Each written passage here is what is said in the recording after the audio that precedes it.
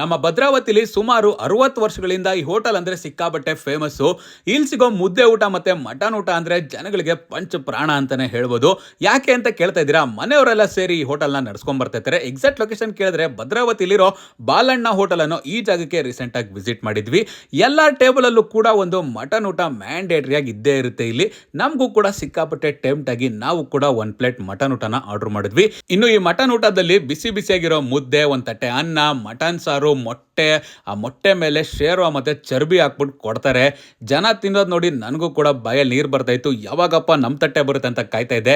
ಬರ್ತಾ ಇದ್ದಂಗೆ ಬಿಸಿ ಬಿಸಿಯಾಗಿರೋ ಮುದ್ದೆ ಮತ್ತೆ ಮಟನ್ ಸಾರು ತಿಂದೆ. ಮುದ್ದೆ ಒಳ್ಳೆ ಬೆಣ್ಣೆ ಇದ್ದಂಗೆ ಇತ್ತು ಗುರು. ಮಟನ್ ಸಾರು ಅಂತೂ ಮನೇಲಿ ಮಾಡ್ದಂಗೆ ಸಕ್ಕತ್ತಾಗಿತ್ತು. ಪೀಸ್ಗಳು ಕೂಡ ಹಂಗೆ ಸಕ್ಕತ್ತಾಗಿದ್ವು ಅಂತಾನೆ ಹೇಳ್ಬೋದು.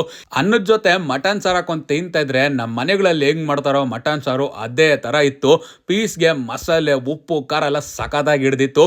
ಕೊನೆದಾಗ ಒಂದು ಮಜ್ಜಿಗೆ ಕುಡಿದು